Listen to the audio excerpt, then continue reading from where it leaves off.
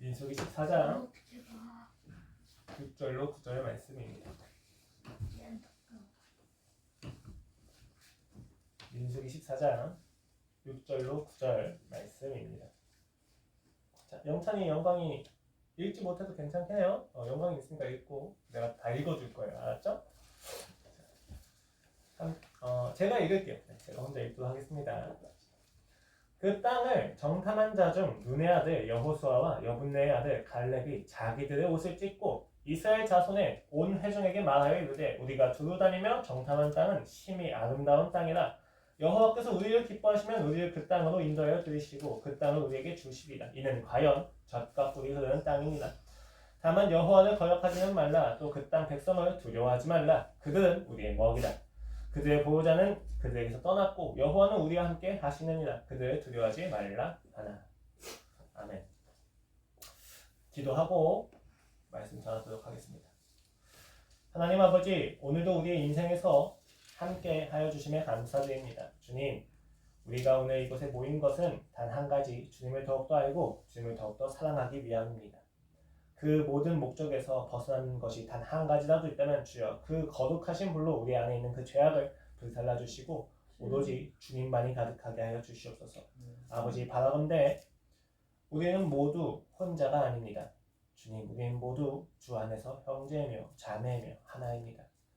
우리가 때때로 그 사회와 직장과 또 가정 가운데서 혼자라고 느낄 때가 있습니다. 그러나 주님, 우리는 결코 혼자가 아닙니다. 주님으로 인하여 힘을 얻고 주님으로 인하여 다시 그 혼자된 인생 속에서 하나님께서 예정하신 한 사람 한 사람을 만나서 복음이 확장되는 것을 보게 하여 주시옵소서. 아버지, 신자는 세상이 보지 못하는 것을 봅니다.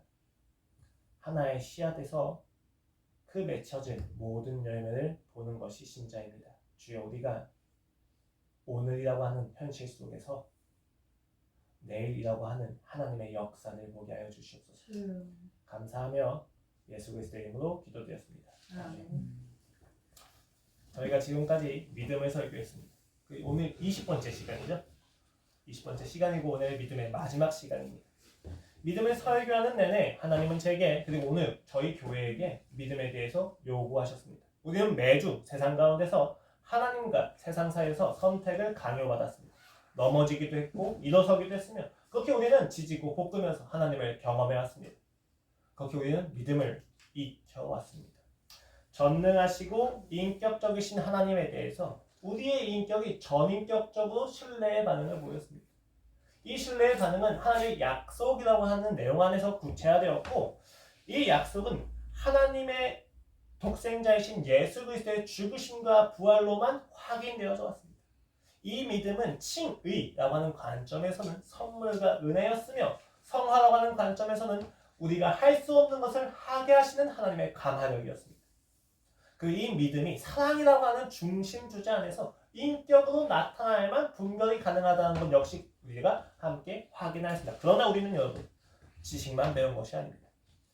이 말씀이, 이 메시지가 선포되는 가운데 여러분은 그 삶에서 하나님께서 그 믿음을 넘어지고 깨지게 하시면서 엎어지게 하시면서 배우게 하신 줄로 저는 믿고 있습니다. 저는 그 하나님께서 그 믿음을 가르쳐 주셨습니다. 넘어지고 엎어지고 깨지면서 침묵이 너무나도 깊어서 아득하게 느껴지는 그 아득함 속에서 저는 무릎 꿇는 것을 배웠습니다. 이 무릎 꿇는 것을 우리는 믿음이라고 이야기합니다. 그런데 오늘 믿음의 마지막 주제는 단순히 개인적인 삶에서 끝나지 않습니다. 믿음이 개인성이 아니라 믿음의 공동체성에 대해서 이야기 드리고 믿음에 대한 시리즈를 마무리하고자 합니다. 믿음의 공동체성이라는 말 자체가 굉장히 낯설게 느껴지기도 합니다. 왜냐하면 믿음은 우리가 항상 하나님과 나아가는 단독자 가운데서 마주하는 경험이었지 공동체적으로 이해하는 개념이 아니었기 때문입니다. 그렇다면 여러분, 믿음의 공동체성이라는 게 어려운 말인가? 라고 했었을 때 공동체성은 굉장히 어려운 말이 아니에요. 왜? 제가 이야기하는 공동체성은 믿음이라는 것이 공동체 안에서 발생하고 동시에 그 믿음이 공동체에서 어떻게 확산되어지는지에 대한 이야기를 하고자 하는 것이기 때문입니다. 그래서 이 믿음의 공동체성이라는 것에 대해서 너무 어렵게 느끼지 마시고 또 너무 추상적이라고 느끼지 마십시오. 이것은 굉장히 실제적인 이야기입니다. 우리가 가지고 있는 믿음, 그리고 이 믿음을 가진 신자의 인생에서 어떻게 이 믿음이 확장되어져 나타나는가? 라고 하는 질문에 대해서 우리가 함께 풀어보고자 한다는 것입니다. 오늘 본문을 보시면 저번 주와 같습니다. 애굽을 벗어나서 하나님은 그들을 홍해로 이끌어 가십니다. 그 홍해 앞에서 이스라엘 백성은 절망을 맛보지만 모세는 말씀을 가지고 현실을 정확히 인식하고 해석해서 하나님의 전능하심이 나타나는 것을 경험할 수 있는 기회로 여깁니다. 그리고 홍해는 갈라졌고 그 홍해가 갈라진 홍해를 건너서 그들은 시내산에 이르게 됩니다. 그 시내산에서 이스라엘 백성은 묻습니다. 우리를 구원하신 하나님은 누구십니까? 당신의 구원하신 우리는 무엇입니까? 우리는 어떻게 살아야만 합니까? 이에 대해서 하나님은 대답하십니다. 창세기를 통해서 나는 창조주다. 이 창세기 속에서 또 너희는 나의 백성이다. 나의 백성인 너희는 이렇게 살아야 된단다 라고 이야기하신 게 시내산에서 주신 법입니다. 십계명과 정결법과 그리고 정결법과 의식법이죠. 이렇게 해서 하나님의 백성이 어떻게 살아가야만 하는가에 대해서 하나님이 자세히 또 세밀하게 이야기해 주십니다. 그리고 이 가나안, 이 시내산에서 마지막으로 그들이 인구조사를 마칩니다. 인구조사를 마친다는 건 징격을 준비한다는 것. 인구조사를 마치고 그들이 가데스 바네아에 이르게 됩니다. 바로 이 가데스 바네아가 오늘 본문의 배경입니다. 불신이 가득했던, 하나님을 사랑하지 않는 광기가 가득했던 바로 이 가데스 바네아가 오늘 우리가 믿음이 어떻게 확산되는지를 보는 무대라는 것입니다. 여러분, 우리는 지금 모두 가데스 바네아에 있습니다. 불신이 가득한 가운데 믿음의 생명력이 하나하나 심겨져 있는 현실을 살아가고 있다는 것입니다. 보이는 것은 불신입니다. 보이는 것은 저주입니다. 보이는 것은 암담함입니다. 그러나 그 안에 분명히 믿음은 있었습니다. 네 사람의 믿음이 기록되어 있습니다. 첫 번째는 누굽니까? 모세와 아론입니다. 이들은 엎드려집니다. 이들은 그 회중의 불신과 원망 앞에서 엎드려집니다. 그리고 엎드려진 그들을 이어서 나타난 것이 여호수아와 갈렙이 자신의 옷을 찢으면서 나타나는 것입니다. 믿음의 두 가지 부류가 있었어요. 엎어지는 게 있었고 옷을 찢는 부류가 있었습니다. 이 두 가지 반응이 굉장히 흥미로워요. 좀 재밌지 않습니까? 첫 번째 흥미로운 부분은 모세와 아론이 그냥 엎드러졌다는 것입니다. 여러분, 아론은 좀 그렇다 치고 모세는 어떤 사람입니까? 홍해를 갈랐습니다. 쓴물을 단물로 바꾸었습니다. 그 완고한 백성들에게 10가지 재앙을 다 하나하나 보여주면서 그들을 가나안 땅까지 이끌어간, 그들을 가데스 바네아까지 이끌어간 불세출의 지도자가 바로 모세였단 말입니다. 그들의 불신 앞에서 그는 어떻게 이야기했어야만 했습니까? 너희는 잠잠하라. 지금까지 너희가 봤던 하나님의 전능하심을 너희가 믿지 못하느냐? 너희는 잠잠하라. 너희는 그 하나님의 진노에 대해서 두려워하라. 라고 협박할 수 있지 않았습니까? 그런데 그 모세가 엎드려집니다. 아무것도 하지 않고 그저 엎드려집니다. 또 재밌는 것은 가장 높은 지도자들이 엎어졌는데 그 뒤에 이어서 40대로 이제 추정이 되는 여호수아와 갈렙이 옷을 찢었다는 것입니다. 그리고 그들에게 한 소리 합니다. 여러분, 어른이 엎드려졌는데 어른이 아닌 사람이 나타나서 옷을 찢으면서 뭐라고 한 거예요. 좀 이상하지 않습니까? 물론 이런 부분은 유교 문화에 익숙한 저희에게 좀 이상하게 느껴지는 것일 수도 있습니다. 그러나 학문적으로 보겠습니다. 지금까지 모세 오경에서는 창세기, 즉 민수기에 이어서까지는 계속해서 모세에게 집중을 했습니다.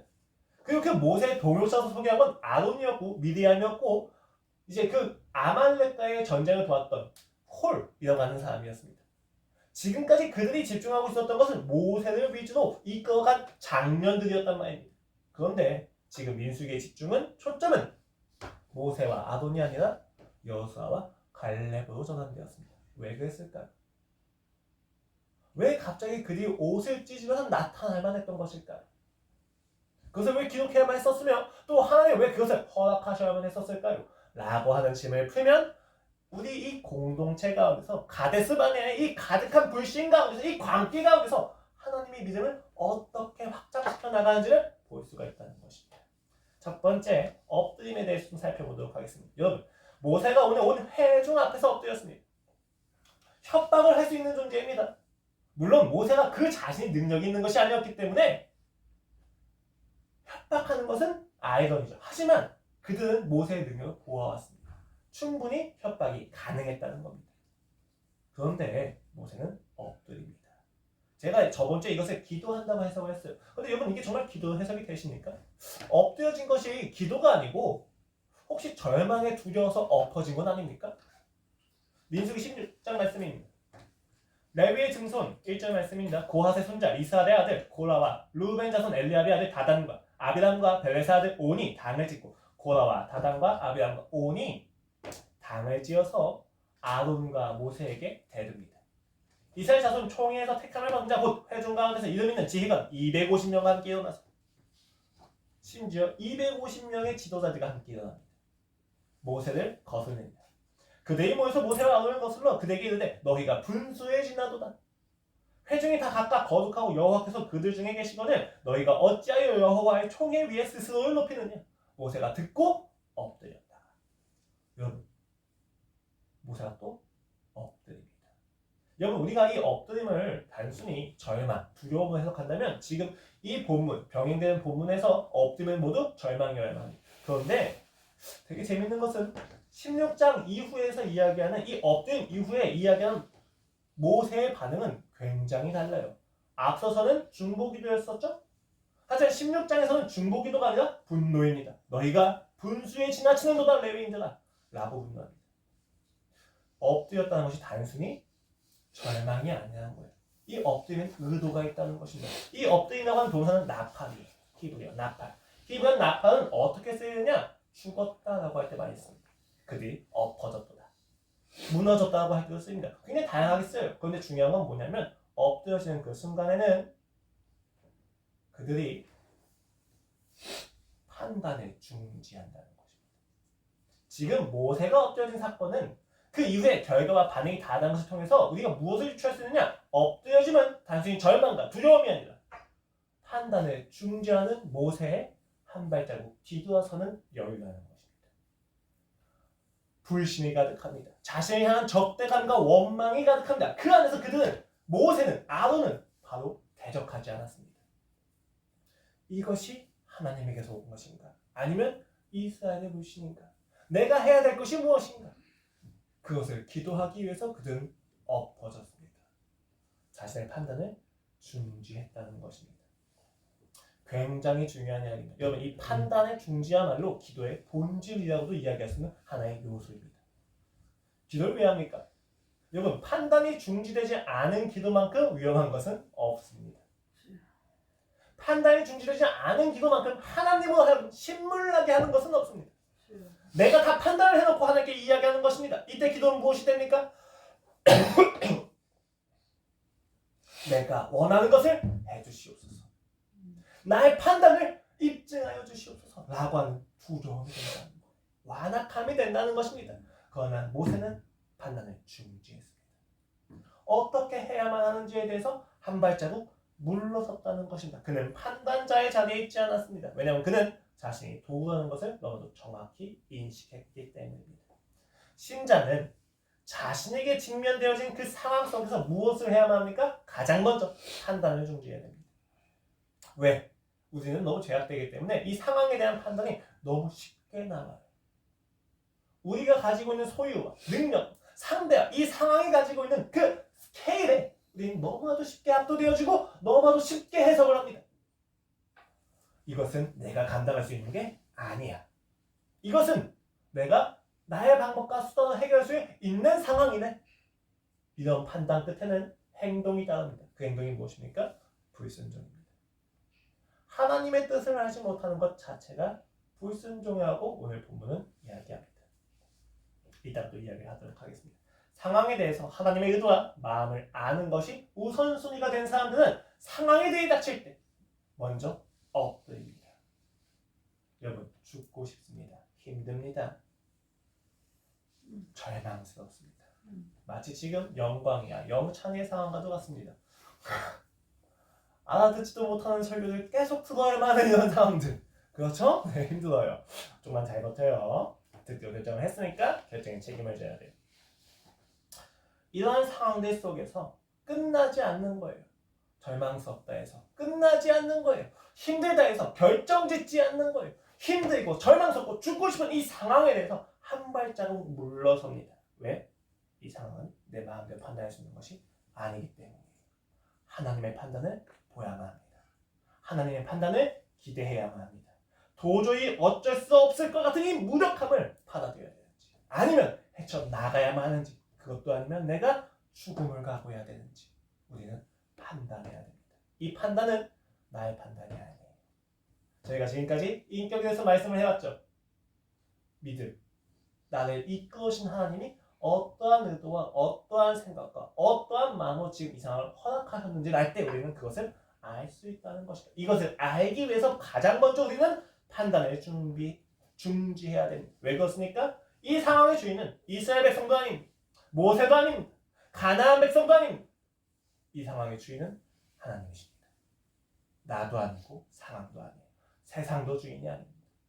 그럼 우리는 주인에게 찾아가서 주인에게 물어봐야 된다는 것입니다.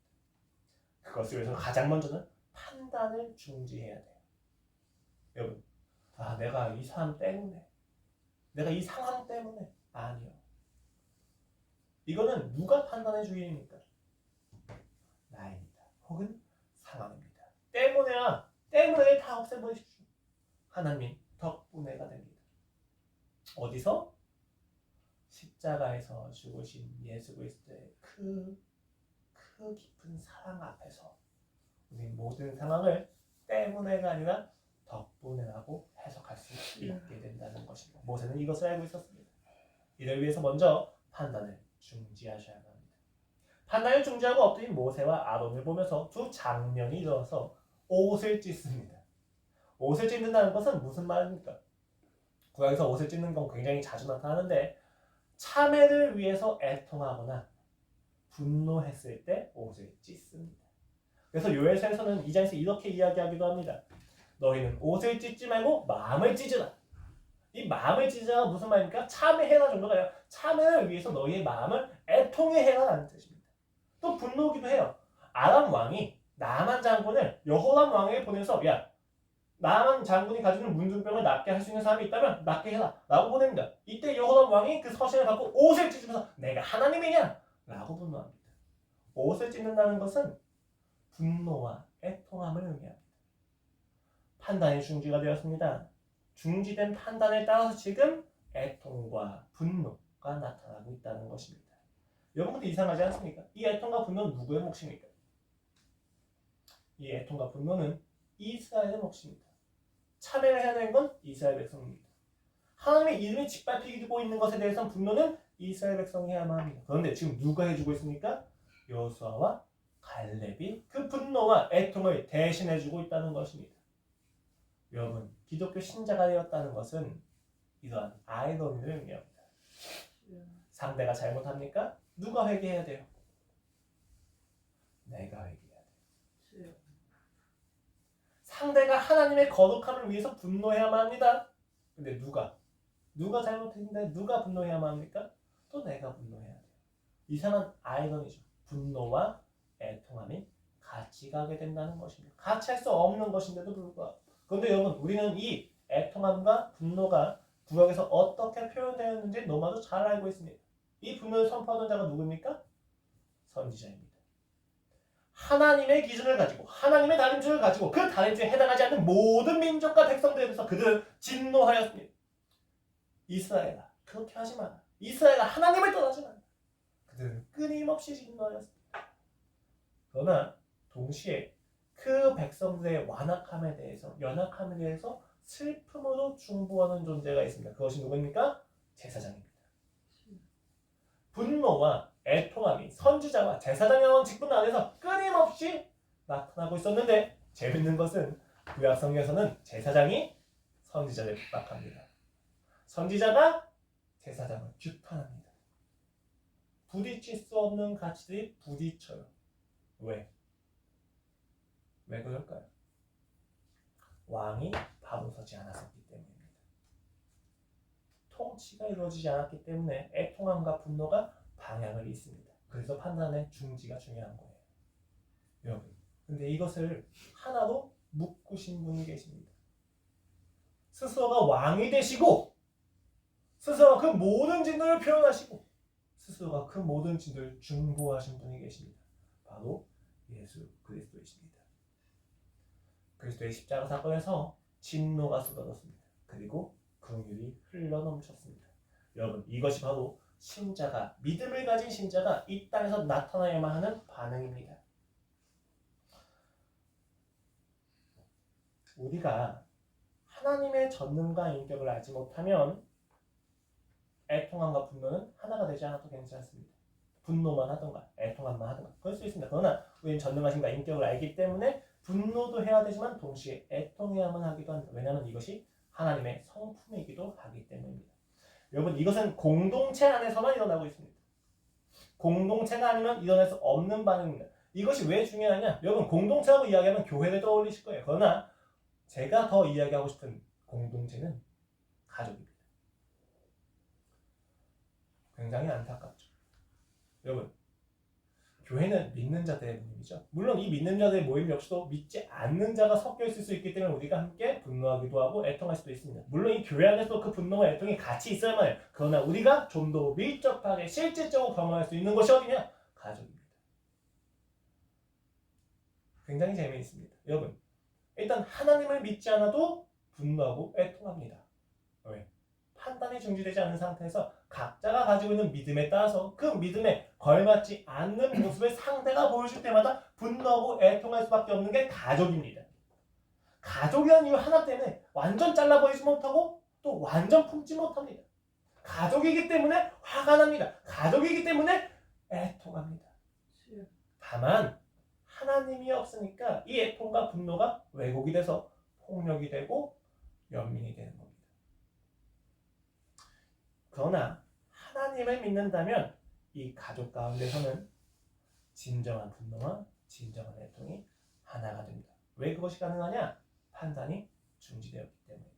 그리고 절대적인 기준이신 하나님이 기준이 되셨기 때문입니다. 여기서 진정한 분노가 나옵니다. 이 분노의 내용은 무엇입니까? 네가 내 말을 감히 안 들어? 네가 내 말을 감히 잘라? 네가 날 감히 무시해? 아니요. 여기서의 분노는 네가 감히 창조주 되신 하나님을 알지 못해? 그 알지 못하는 결과로서 네가 다른 가치를 선택해? 분노가 올라옵니다. 그러나 동시에 애통함이 옵니다. 그렇게 할 수밖에 없는 저들의 죄된 실존에 대해서 애통이 나옵니다. 분노와 애통이 나온다. 그러면 무엇이 나타납니까? 중보가 시작됩니다. 주여 부디 용서하여 주시옵소서. 주여 부디 불쌍히 여겨주시옵소서. 여러분, 중보는 분노와 애통 없이는 불가능합니다. 물론 지금 저는 여러분들한테 여러분이 예수님의 중보를 대신해서 중보해야 됩니다 라고 하는 이야기가 아니에요. 하지만 중보의 성격이 담겨진 기준 우리가 할 수가 있습니다. 그런데 이것은 오로지 분노가 있어야 됩니다. 그리고 애통함이 있어야 됩니다. 분노가 있다는 것은 하나님의 질투를 여러분이 배우셔야만 한다는 것입니다. 진정한 가치가 아닌 것에 대해서 나의 마음을 빼앗기고 살아가는 것에 대한 분노가 있어야 된다는 것입니다. 이 분노가 이해 안 되십니까? 여러분, 불륜을 생각해 보십시오. 남편인 나만을 사랑해야 되는 아내가 다른 남편은 다른 남자에게 마음을 빼앗고 살아갈 때 남편은 분노할 수밖에 없습니다. 왜 그렇습니까? 무시당했기 때문에? 아니요. 진짜 남편인 나와 관계를 맺지 않으면 그 아내의 파멸과 죽음이 예상되기 때문입니다. 진정으로 사랑한다면 그의 죽음과 그의 파멸을 그냥 볼 수가 없다는 거예요. 분노가 나타나야만 합니다. 그러나 애통이 같이 갑니다. 무엇이 그토록 애통스럽습니까? 내가 그녀에게 참된 남편이 되지 않았다고에 대한 자기 연민이 아니에요. 진짜 가치를 알아보지 못하는 잘못된 가치를 가지고 있는 그녀에 대한 끊임없는 슬픔입니다. 가치에 대한 이야기. 분노와 슬픔은 가치가입니다. 이것을 이렇게 굳이 나누지 마십시오. 선지자가 어떻게 제사장을 규탄하는 일이 일어납니까? 어떻게 제사장이 선지자를 핍박합니까? 하나님께서 기름 부으신 자들이 잘못됐다는 거예요. 이것을 하나로 만드셔야 합니다. 그럼도 오늘 여러분이 가족 가운데서 느끼는 분노, 애통함 다 은혜입니다. 더 분노하십시오. 더 애통해 하십시오. 그것을 삭제시키면 안 됩니다. 그것은 하나님께서 믿음을 주신 자에게 당연히 주시는 반응입니다. 가족 간에 우리는 당연히 분노하죠. 다만 여러분 분별하십시오. 그 분노에 얼만큼 내가 애통하고 있는지, 그 애통함에 내가 얼만큼 분노하고 있는지, 내가 가지고 있는 판단은 중지가 되었는지 아니면 살아있는지 봐야만 한다는 것입니다. 그런데 이런 의문이 되죠. 두렵습니다. 왜?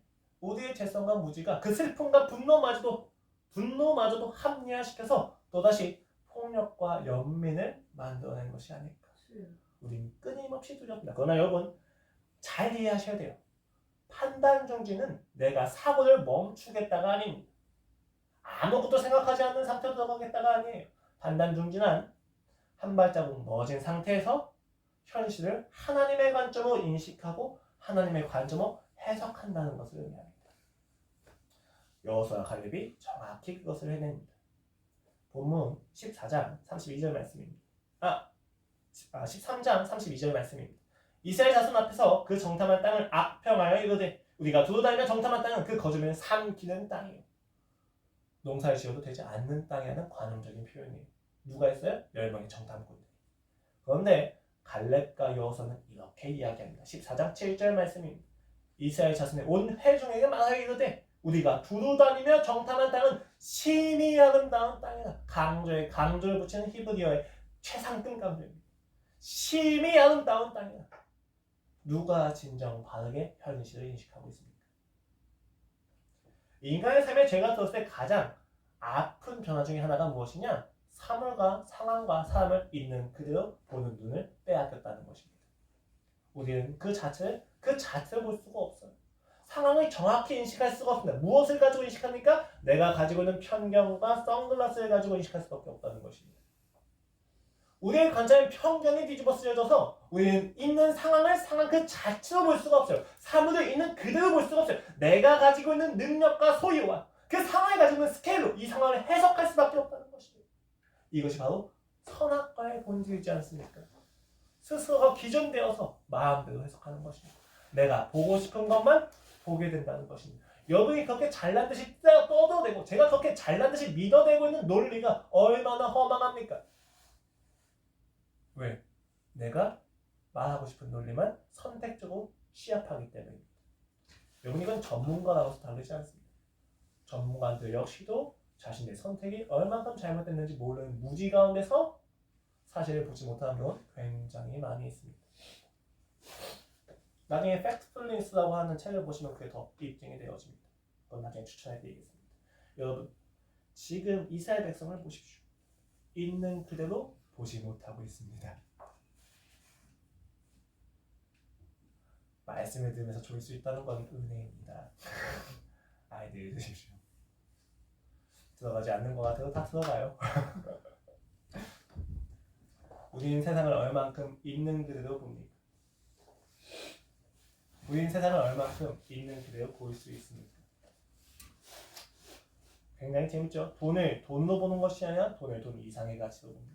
혹은 돈을 돈 이하의 가치로 봅니다. 둘 다 죄예요. 있는 그대로 보지 못하는 겁니다. 여자를 여자로 보지 못하고 성적인 대상으로 봅니다. 여자를 여자로 보지 못하고 숭배의 대상으로 봅니다. 둘 다 죄입니다. 화폐가 자본주의가 되었고 권력이 갑질이 되어지는 세상은 여러분 그 눈을 빼앗겼기 때문입니다. 그런데 은혜 안에 들어가면 질서가 생깁니다. 왜? 진정한 가치를 알게 되니까 너무 명확해지는 겁니다. 진짜 와인을 마시면 가짜 와인이 너무 쉽게 보인다는 거. 돈을 무시해라, 권력을 무시해라, 있는 가치를 무시해라가 아니에요. 있는 그대로 가치를 봐야 된다는 것. 그러나 가나안 땅은 지금 가치평가가 완전히 뒤틀어졌습니다. 그 땅이 가지고 있는 은혜와 속성들이 다 무시당하고 어떻게 됩니까? 거주민을 삼키는 땅이라고 이야기됩니다. 무슨 이야기예요? 우리는 가지 않아도 된다. 약속의 땅 자체를 잘못 이해하고 있는 거죠. 그 땅 자체가 좋기 때문에 하나님 우리 거기로 보내시는 거예요. 라고 생각한다는 거예요. 가나안 땅은 하나님이 계신 땅입니다. 하나님이 약속하신 땅입니다. 그것 자체가 가나안을 완벽하게 만듭니다. 그러나 그들은 그것을 보지 못했어요. 가나안은 거주민을 삼키는 땅이야. 자기들이 이따만한 포도를 가져와 놓고도 악평을 하는 거죠. 왜? 두렵기 때문이죠. 그래서 이거에 대해서 여호수아가 이렇게 해석합니다. 이 해석은 불신자들에 대해서 두 가지 부정 명령을 하고 나서 뒤따르는데 이 두 가지 부정 명령이 무엇이냐? 14장 9절 말씀입니다. 다만 여호와를 거역하지 말라. 또 그 땅 백성을 두려워하지 말라입니다. 거역하지 말라와 두려워하지 말라 같이 나왔습니다. 여러분 굉장히 재밌어요. 거역하지 말라고 이야기합니다. 여러분 지금 불신을 누가 행하고 있었습니까? 지금 백성들이 하나님을 거역한다고 했었습니까? 하나님이 싫어요 하고 도망가고 있습니까? 아니에요. 하나님의 약속에 대해서 거절하고 있었어요. 하나님의 약속에 대한 거절이 누굴 거역하는 거라고요? 하나님을 거역하는 것이라고 이야기하고 있습니다. 왜? 약속은 일이 아니라 관계이기 때문에. 여호수아는 이걸 알고 있었어요.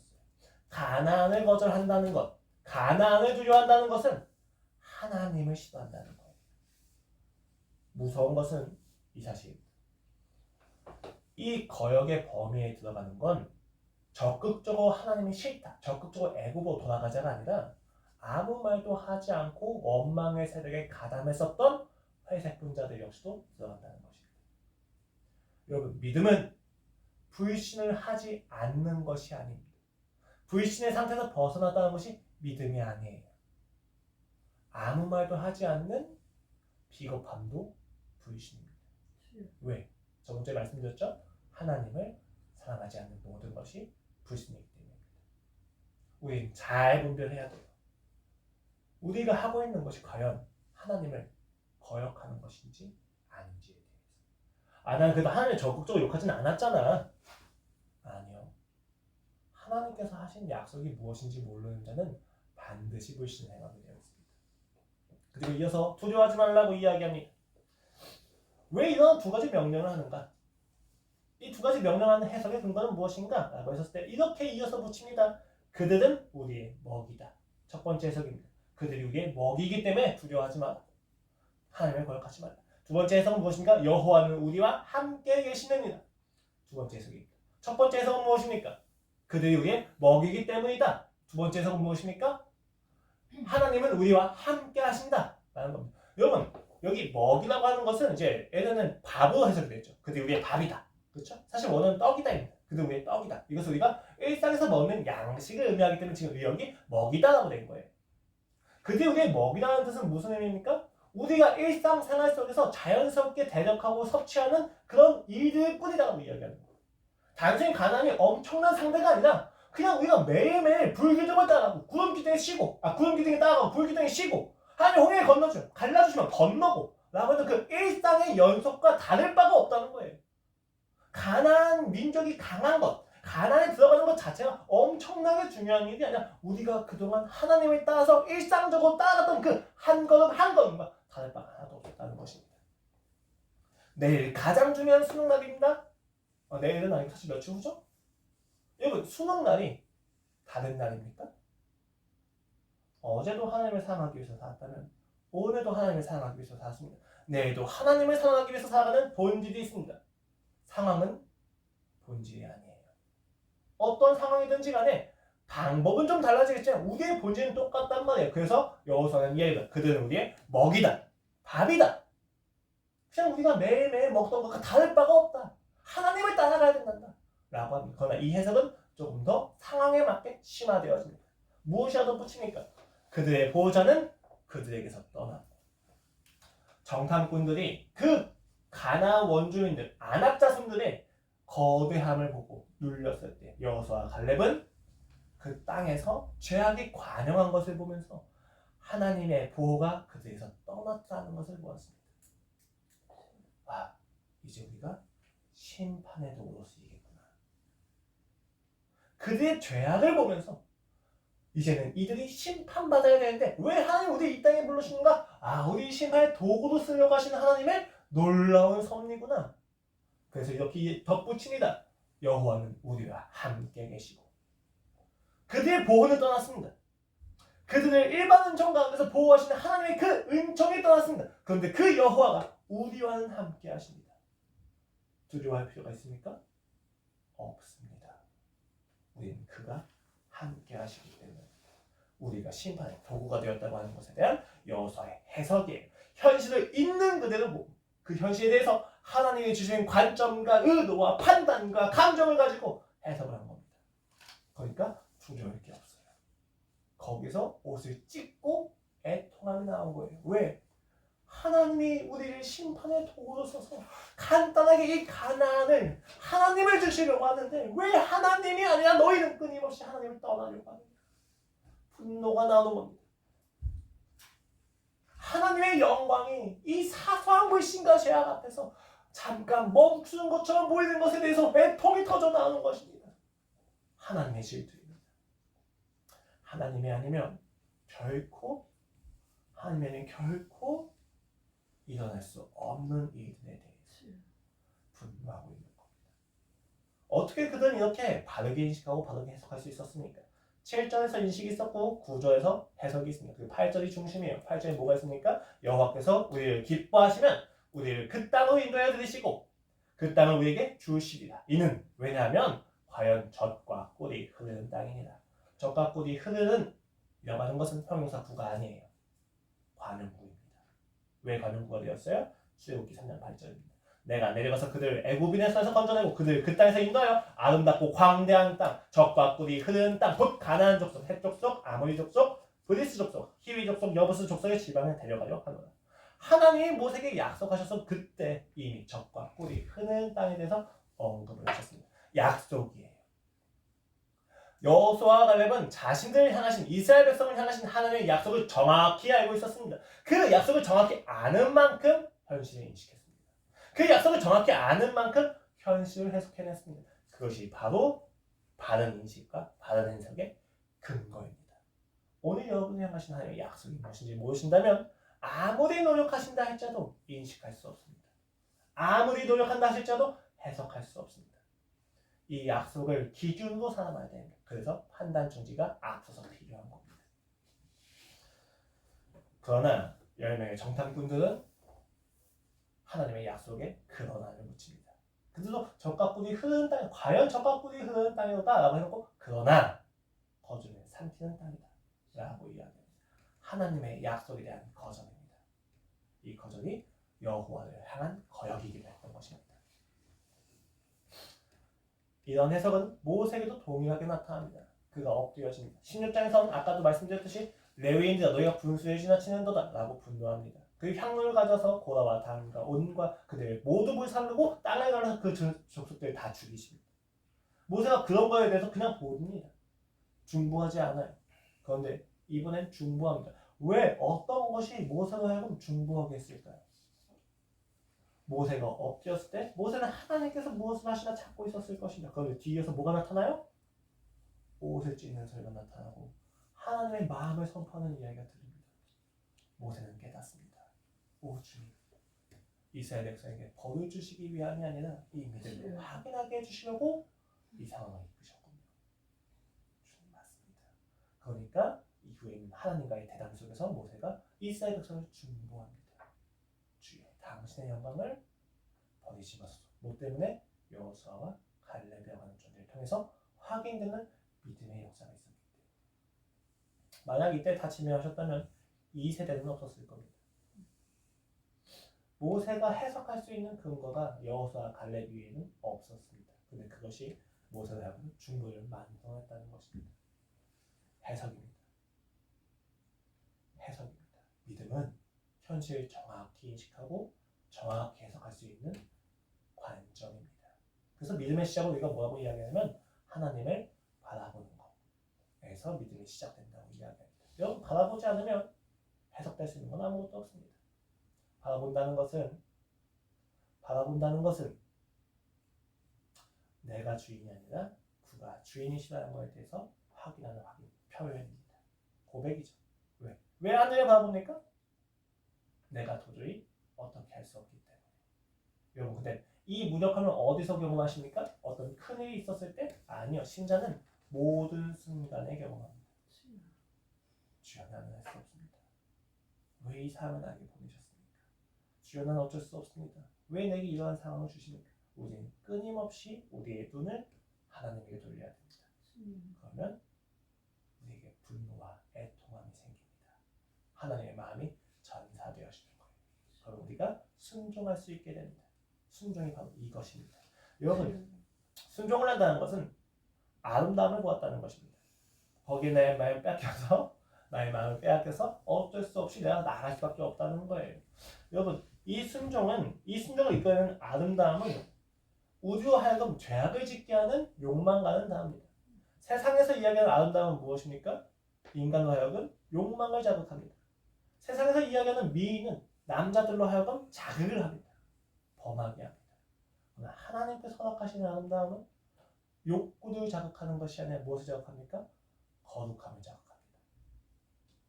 나도 그 하나님을 만나고 싶다. 나도 그 하나님을 원하는데 하나님께서 그것을 원하게 하시는 아름다움을 보이실 때 우리에게 순종이 나타납니다. 단순한 즐거움이 아니에요, 여러분. 단순한 즐거움이 아니기 때문에 막 그냥 룰루 날라가만 순종할 수는 없습니다. 애통합니다. 간절합니다. 왜? 순종은 거룩함을 향한 열망이기 때문입니다. 우리의 편견과는 조금 다릅니다. 우리는 증거를 보고 믿음을 가진다고 생각합니다. 그러나 신자는 하나님을 보면 이미 믿음이 생겨버립니다. 그럼 하나님이 증거이지 않느냐? 아니요. 하나님은 오히려 그 믿음이 나를 증거한다고 이야기하십니다. 굉장히 역설적이죠. 왜? 우리가 가지고 있는 믿음은 항상 뭐라고 했어요? 대상에 의존한다고 이야기했었죠. 내가 가지고 있는 믿음의 속성을 보면 우리는 내가 하나님을 믿고 있는지 아닌지에 대해서 정확히 이해할 수 있습니다. 믿음은 우리에게 그 자체로 증거가 된다는 것입니다. 그것을 확인했을 때 우리는 비로소 순종할 수 있기도 합니다. 판단을 중지합니다. 분노와 애통함을 가집니다. 판단을 중지한 상태에서 현실을 인식하고 현실을 해석했을 때 우리는 하나님의 마음을 가지게 됩니다. 분노와 애통함이 나타나는 것입니다. 이 분노와 애통을 통해서 우리는 중보를 확인합니다. 이 중보의 근거에는 항상 하나님이 이 백성과 나를 향해서 가지시는 정말 끝이 없는 슬픔과 끝이 없는 분노가 함께합니다. 이 공동체 안에서도 하나님의 질투를 느끼셔야만 합니다. 우리 가족 가운데서 하나님의 질투를 느끼셔야만 합니다. 항상 그 공동체에 대해서 하나님의 마음을 보이시면 순종하는 자가 생겨요. 그래서 우는 자가 있습니다. 여러분, 비난하는 자가 아니에요. 비난은 분노는 있지만 애통함은 없는 것입니다. 항상 하나님이 주시는 공동체, 하나님이 허락하신 공동체에는 우는 자가 있습니다. 기도하는 자가 있습니다. 그는 순종한 자예요. 판단을 중지하고 현실을 인식하고 해석한 뒤에 분노와 애통함으로 중보로 기도하고 있는 자입니다. 여러분, 성교가 무엇입니까? 많은 사람들이 성교를 그 땅에 있는 백성들이 두려워서가 아니고 슬퍼서 동정심으로 간다고 생각합니다. 연민과 동정은 성교가 아니에요. 성교는 무엇입니까? 그 땅에서 하나님의 이름이 짓밟히는 것에 대한 불같은 분노입니다. 그러나 동시에 그렇게 짓밟을 수밖에 없는 그를 향한 불같은 애통함입니다. 그것이 바로 선교의 동기입니다. 그래서 그 땅에서 자신의 시체를 묻으면서 하나님께 중보하는 겁니다. 주여 부디 이들을 용서하여 주시옵소서. 그 애통함과 분노가 어디서 제일 먼저 나타나야만 하느냐? 가족이라는 거예요. 여러분, 우리 가족이 다 그렇지가 않잖아요. 굉장히 재밌어요. 분명 하나쯤은 있지 않을까요? 그런데 보지를 못했어요. 아직 이 짧은 인생 속에서. 가족이 정말 온전하게 다 하나님을 향해서 달려가고 있는 걸 본 적이 없습니다. 심지어 목회자 가족들마저도, 그러니까 한국교회에서 굉장히 인정받는 가정들마저 제가 쉽게 판단할 수 있는 내용은 아니에요. 그런데 분명 그 자녀들은 상처가 있다고 이야기합니다. 상처가 있다는 것이 가족이 부족하다는 이야기는 아닙니다. 그러나 여러분, 이상하게 가족은 항상 우리가 제일 먼저 신앙을 시험받는 장소입니다. 이 가족에게서 도망갈 수 없어요. 이 가족을 내버려두고 성교를 갔다, 목회를 했다, 반드시 다시 가족으로 돌아오게 됩니다. 어떤 성실을 했든지 간에 반드시 가족에서의 다도심을 다시 한번 받게 된다는 것입니다. 여기서 우리는 절망해요. 아, 주님, 다른 사람은 다 되는데 저희 가족은 안 돼요. 저희 가족은 희망이 없습니다, 주님. 그 절망을 볼 때 여러분, 그 절망을 경험하신다면 다시 오늘 본문을 보십시오. 오늘 주제가 뭐였죠? 믿음이 어떻게 공동체 가운데서 나타나는가였습니다. 여러분, 지금 본문을 보시면 믿음이 있는 자가 몇 명입니까? 4명이죠. 본래는 모세와 아론 정도여야만 했는데 오늘 본문은 여호수아와 갈렙을 조명하고 있습니다. 재밌는 건 이를 기점으로 세대 교체가 일어난다는 거예요. 민수기는 이를 기점으로 세대 교체를 조금씩 나타내기 시작합니다. 아론이 권위를 확인받고 생산난 그 지팡이로 권위를 확인받고 나서 바로 권위를 확인받고 나니까 죽어요. 그 다음에 미리암이 죽고 그리고 그 아론의 아들 엘르아살이 대제사장이 됩니다. 재밌는 건 이스라엘 백성의 음란이 가득했었을 때 그 엘르아살의 아들 비느하스가 하나님의 질투심을 가지고 장을 던집니다. 25장 11절 말씀입니다. 제사장 아론의 손자 엘르아살의 아들 비느하스가 내 질투심으로 질투하여 이스라엘 자손 중에서 내 노를 도입해서 내 질투심으로 그들을 소멸하지 않게 하였도다. 그러므로 말하 내가 그에게 내 평화의 언약을 주리니. 굉장히 재밌어요 여러분. 믿음이 조금씩 확장하고 있다는 것입니다. 믿음이 정체되지 않고 확장을 하고 있다는 거예요. 모세가 혼자서 감당했던 그 모든 부담감과 책임감을 나누는 자들이 시작됩니다. 결코 혼자 끝나지 않는다. 여러분 오늘 가데스 바네아 사건을 보면서 우리는 끊임없이 확인합니다. 정말 불신이라는 게 전염병처럼 빠르게 확산되어지는구나. 정말 저주밖에 없구나. 광기가 가득하구나. 정말로 절망스럽다. 어떻게 이 세상이 이토록 절망스러울까? 여러분 세상을 보십시오. 현실을 보십시오. 무엇이 다릅니까?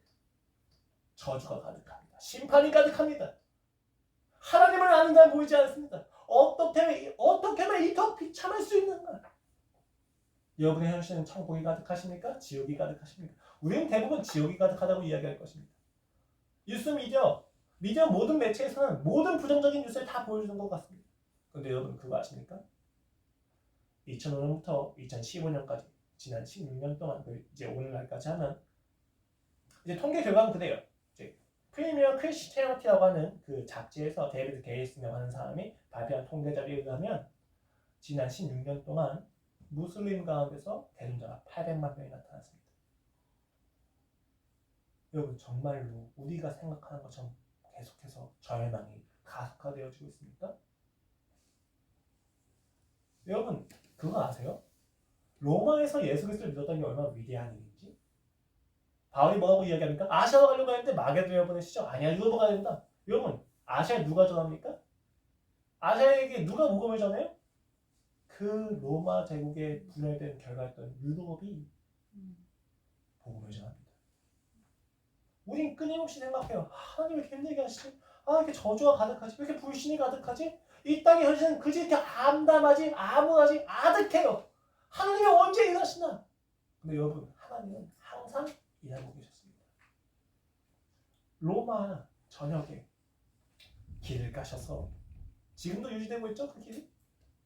길을 까셔서 복음이 누구보다 빠르게 확산하게 하십니다.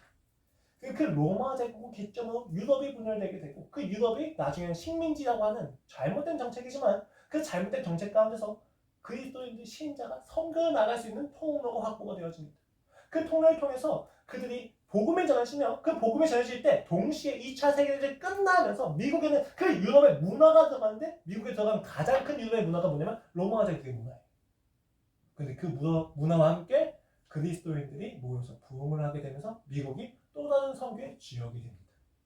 그 선교가 일본과 중국과 한국에 왔어요. 매 순간 순교의 역사가 있었습니다. 매 순간 핍박이 있었고 타락이 있었습니다. 항상 암담했어요. 그러나 하나님은 멈추지 않았습니다. 이제 무슬림과 근동 지역에 동아시아 지역에 복음이 들어가기 시작합니다. 북한에 복음이 들어가기 시작합니다. 우리가 생각하는 것만큼 현실이 정말 암담하십니까? 우리가 생각하는 것만큼 진짜 비참할까요? 예, 비참하죠. 우리는 절망스럽다. 그러나 하나님은 이 순간에도 일을 하고 계시다는 겁니다. 우리는 이걸 의식해야 돼요. 오늘 본문을 통해서 우리가 무엇을 확인할 수 있느냐? 여러분, 그 암담한 가데스 바네아의 기점으로 믿음이 확장됩니다. 민수기 26장 말씀입니다. 그들이 인구조사를 다시 시작해요. 가데스 바네아에서의 불신이 있은 후 38년이 지난 때입니다. 그리고 성경은 그 인구조사를 다 마치고 나서 이렇게 이야기합니다. 인구조사는 되게 중요한 거예요. 가나안 땅에 들어가기 전에 군사 정비를 하는 거예요. 이제 때가 됐다는 거예요. 그걸 다 하고 나서 성경이 이렇게 이야기해요. 64절입니다. 모세와 제사장 아론이 시내 강에서 개수한 이스라엘 자손 한 사람도 되지 못하였더니 1세대가 모두 죽었다는 겁니다. 하나님께 불신을 선택했던 그 모든 세대는 죽었다는 거예요. 개인적인 관점에서 볼까요? 우리 안에 하나님을 향해서 가지고 있던 모든 불신 다 세워졌습니다. 어디서? 광야에서. 그리고 이제 누가 들어갑니까? 믿음이 있는 자들입니다. 65절 말씀입니다. 이는 여호와께서 그들에게 대하여 말씀하시기를 그들이 반드시 광야에서 죽으리라 하셨습니다. 이러므로 여분의 아들 갈렙과 눈의 아들 여호수아에는 한 사람도 남지 아니하였다. 여러분, 여호수아와 갈렙밖에 없었던 믿음이 이 세대 전체에게 확장이 됩니다. 믿음은 이렇게 확장되는 거예요. 누군가의 죽음이 필연적으로 필요합니다. 여러분 각각 가족 가운데서 1세대이지만 동시에 교회를 믿져오는 2세대이기도 해요. 여러분 가족 가운데 혼자 가는 게 아닙니다. 가족은 교회와 함께 같이 가는 겁니다. 그러나 여러분 가족 가운데서 죽으셔야만 해요. 지금 이 성경은 이렇게 스토리텔링에서 이렇게 논리가 있는 것처럼 보지만 우리 현실은 그게 다 섞여 있어요. 복합적으로 나타나는 말이죠. 복합적으로 나타난다는 이야기입니다. 우리가 이 교회에서는 우리 안에 개인적인 불신이 모두 죽어가면서 세대가 같이 모여야 됩니다. 그 각자의 자리로 가게 되었을 때는 각자가 1세대가 돼요. 모세와 아론이 된다는 거예요. 믿음을 가진 자로서 무엇을 해야만 합니까? 끊임없이 판단을 준비하십시오. 끊임없이 현실을 인식하고 해석하십시오. 끊임없이 분노와 애통함을 멈추지 마시고 그리고 그 자리에서 무릎 꿇고 기도하며 중보하십시오. 한 사람을 보십시오. 여러분 한 번에 모든 사람이 될 거라고 생각하시면 안 됩니다. 그건 하나님의 주권이에요. 항상 하나님은 한 사람부터 시작하십니다. 왜 한 사람이 계속 그렇게 강조하느냐? 여러분 이 땅에 복음이 진짜 시작된 건 예수 그리스도가 하는 한 사람의 죽음과 부활이었습니다. 우리는 그 죽음과 부활에 참여한 자예요. 아브라함은 이삭을 보면서 열방을 보았습니다. 비전에 대한 이야기가 아니에요. 여러분 꿈에 대한 이야기가 아니에요. 하나님의 약속에 대한 이야기입니다. 희망도 가능성도 없는 막벨라 그를 왜 굳이 샀느냐? 그것이 가나안 땅이었기 때문에 약속하셨습니다. 그 땅에 대한 믿음을 누가 주었느냐? 이삭이에요. 아브라함은 이삭 한 명에게서 하나님의 원대한 꿈을 보았습니다. 약속이었기 때문에. 모세는 여호수아를 보면서 그것을 보았습니다. 들어갈 2세대. 우리의 믿음은 그 한 사람을 봐야 돼요. 그래서 가족 가운데 전략적으로는 한 명부터 시작해야 됩니다. 한 말 다 전도할 수 없어요. 동지를 만들어야 돼요. 항상 중보하는 사람한테는 동지를 붙이십니다. 그 가족에서. 그 사람을 기점으로 같이 기도하면서 세력을 확장해 나가야 돼요. 물론 하나님의 방법은 다양하기 때문에 절대적이지는 않습니다. 그러나 여러분 이렇게 하는 것이 조금 더 건강하긴 합니다. 자, 아니 도대체 어떻게 그 믿음이 전수되어졌을까? 출애굽기 33장 11절 말씀입니다. 사람이 자기의 친구와 이야기함 같이 여호와께서 모세와 대면하여 말씀하시며 모세는 진으로 돌아오나 눈의 아들 젊은 수종자 여호수아는 회막을 떠나지 아니하니라. 모세로부터 믿음이 시작했습니다. 믿음이 어떻게 공동체 가운데서 시작되는가? 어떻게 영향을 미치는가? 하나님께서 준비하십니다. 다만 여러분 먼저 믿은 자가 책임이 있습니다. 죄송합니다. 먼저 믿은 자가 죽어야 돼요. 먼저 믿었기 때문에. 아니, 왜 맨날 나만 포기해야 돼? 왜 내가 맨날 포기해야 됩니까, 주님? 왜 양보해야 돼요? 먼저 믿었으니까. 억울하십니까? 먼저 믿음을 가졌다는 것만큼 축복된 게 어디 있습니까? 그 분노와 애통함을 가지고 나아가십시오. 여러분 가족 가운데서 분명 혼자인 것처럼 느껴질 수 있습니다. 그러나 혼자가 아닙니다. 같이 합시다. 여기서 힘을 얻고 가시고 주중에 필요한 게 있으면 언제든지 연락하십시오. 기도하고 말씀 보면 같이 가족을 전도해 나가는 겁니다. 그리고 그렇게 여러분의 직장은 확장이 되고 여러분의 삶의 지경이 넓어지는 거예요. 오늘 제가 여러분한테 드릴 마지막 믿음의 메시지가 무엇이냐? 여러분에게 믿음을 주신 이는 하나님이십니다. 그러므로 여러분이 있는 그 자리는 공동체를 향해서 하나님의 사랑이 흘러가는 통로입니다. 바르게 반응하십시오. 판단 중지하시고 인식하고 해석해서 분노와 애통함을 가지고 중보하셔야만 합니다. 여러분 우리는 상황을 비난하지 않습니다. 상황을 받아들입니다. 그것이 참 아프지만 힘들지만 다 받아냅니다. 그리고 하나님의 뜻에 분별합니다. 중보하라 하시면 중보하고 분노하라 하시면 그때 분노하는 겁니다. 여러분 대신 항상 믿음이 우선이에요. 먼저 보십시오. 하나님의 뜻을. 보시려면 약속이 필요합니다. 그러니까 약속을 찾아내셔야 돼요. 왜 하나님이 나를 이 땅에 보내셨을까? 왜 하나님이 나를 오늘 만나주시는 겁니까? 이게 없으면 신앙생활이 매일매일 반복해야만 하는 어떤 숙제처럼 느껴지게 되는 거예요. 점진적으로 늘어가야 되는데 깊어져야 되는데 매일매일 똑같이 다음 10바퀴 도는 것처럼 느껴지는 거예요. 은혜 받고 재짓고 은혜 받고 재짓고. 아니에요. 신앙은 은혜 받고 재짓고 은혜 받고 재짓고 하는 그 모든 반복 속에서 깊어지는 게 있습니다. 약속이 있기 때문에. 아브라함이 은혜 받고 재짓고 은혜 받고 재짓는 것 같았지만 이삭과 막벨라브라고는 지경의 넓어짐이 있었어요. 우리 역시도 마찬가지입니다. 깊어져야 돼요. 더 하나님과 지지고 볶고 관계하면서 깊어지십시오. 기도하시겠습니다. 하나님 아버지, 오늘도 저희가 믿음을 배웠습니다. 이 믿음은 나에게서 끝나지 않습니다. 주는 항상 이 믿음을 확장시켜 나가십니다. 그런데 주님, 내 눈에 보이는 건 절망이고 아픔이며 비참함이고, 주님 믿음의 눈을 주시면 비참함이 아니라 하나님의 일이 보입니다. 하나님의 사랑이 보입니다. 그 사랑과 그 일하심에 참여하게 하여 주시옵소서.